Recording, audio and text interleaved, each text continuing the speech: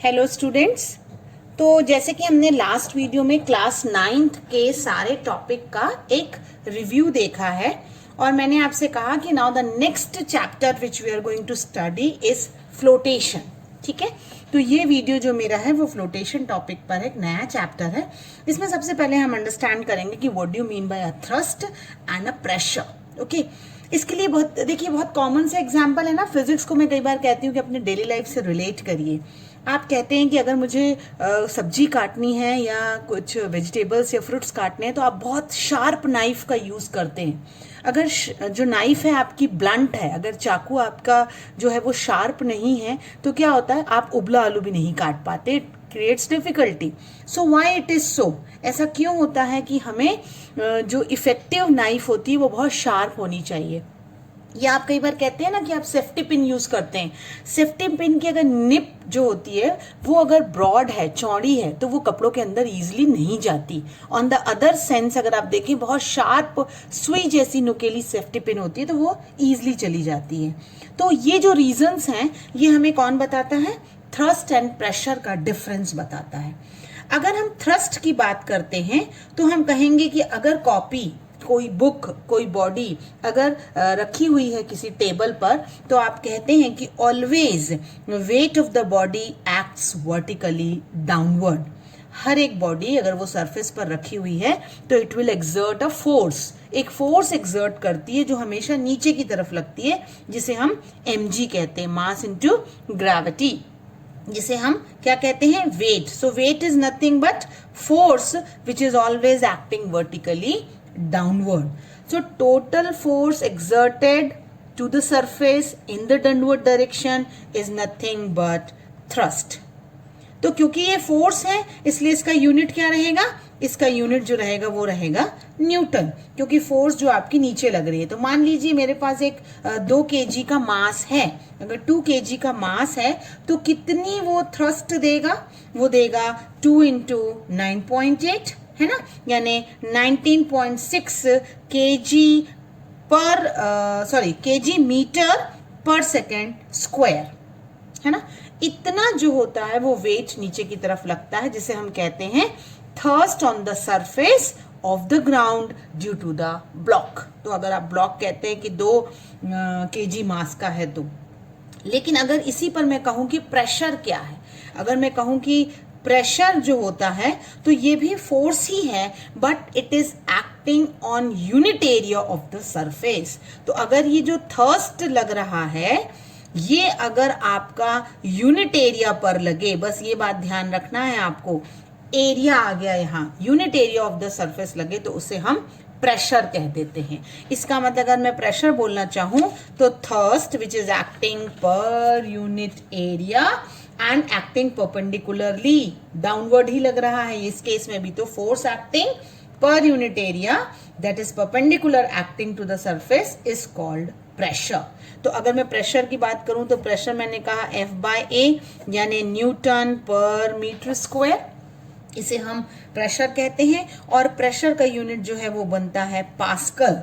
Okay, क्योंकि pascal जो है वो उनके ग्रेट जो फ्रेंच फिजिस्ट हैं उनके नाम पर दिया गया था। He is mathematician also. इनका पास्कल्स का लॉ बहुत इंपॉर्टेंट है, इसलिए उन्हीं के ऑनर में इसका नाम रखा गया है। ठीक है, यूनिट दिया गया है पास्कल। तो 1 पास्कल क्या होता है? 1 न्यूटन पर मीटर स्क्वायर। तो अगर मुझे डिफाइन करना हो कि पास्कल को डिफाइन करिए तो आप कहेंगे कि it is the pressure exerted by 1 Newton force acting perpendicular to the surface of 1 meter area.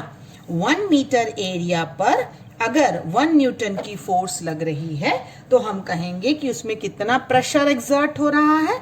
1 pascal का प्रेशर लग रहा है।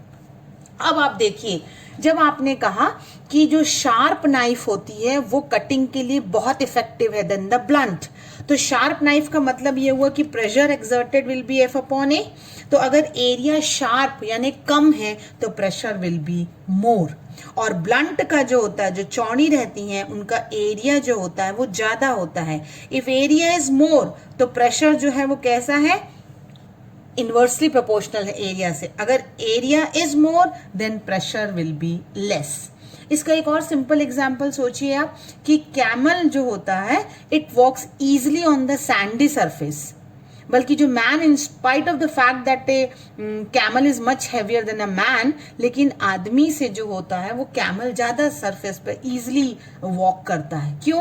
क्योंकि pressure exerted by camel on the sandy surface is small as compare to the man. आप याद रखिएगा जो pressure camel देता है वो प्रेशर कम होता है than the pressure exerted by the man. अगर ऐसा है so due to large pressure क्या होती है, sand under this pressure under that feet of the man they sink, मतलब वो दब जाती है या खिसक जाती है, and that's why man can not walk on the sandy surface. Correct. अब ये क्यों कहा? जब कहा तो area of the camel feet is more, है ना। तो अगर प्रेशर कम है इसका मतलब कैमल की फीट का एरिया ज्यादा है। बहुत सिंपल से एग्जाम्पल मैंने आपको सेफ्टी पिन का भी दिया। और एक बहुत एक सिंपल एग्जाम्पल है कि जो रेलवे ट्रैक होते हैं they are laying on the large size wooden और आयरन स्लीपर्स, क्योंकि जो प्रेशर है वो मैंने पहले ही कहा इनवर्सली है। इसका मतलब लार्ज साइज है अगर तो प्रेशर क्या होगा, कम होगा। ओके तो जो स्लीपर्स होती हैं आयरन स्लीपर या वुडन पे जो रेलवे ट्रैक बनती हैं उनके कारण ये होता है कि आपका pressure acting on the ground under that sleeper is reduced. Pressure इसलिए रिड्यूस्ड हो जाता है क्योंकि उनका जो एरिया है वो ज्यादा होता है। सो आई थिंक बेसिक डिफरेंस आपको थर्स्ट एंड प्रेशर का क्लियर हो गया।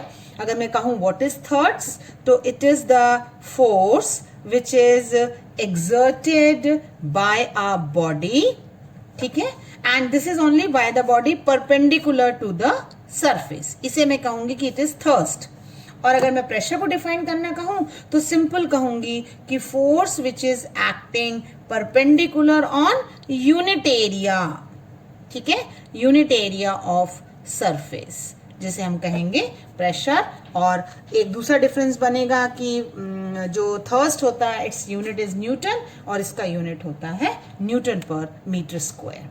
करेक्ट। अब अगर मैं आपको एक सिंपल सी बात पूछूं तो आप बता सकते हैं कि 10 kg mass on 10 metre square, ठीक है, what will be the pressure. अगर मैं कहूं कि 10 kg मास है and the area is 10 metre square, sorry हाँ 100 kg मास है on the 10 metre square area है, then what will be the pressure. Pressure will be mass दिया है into g by your area, तो इसका मतलब कितना प्रेशर होगा, 100 न्यूटन पर मीटर स्क्वायर का प्रेशर एक्सर्ट होगा। तो आई होप ये जो छोटा सा वीडियो मैंने प्रेशर और थर्स्ट पे दिया है इसे आप बार बार रीड करिए, टॉपिक को क्लियर करिए, फिर हम इससे रिलेटेड न्यूमेरिकल्स हमारे नेक्स्ट वीडियो में देखेंगे। Thank you students.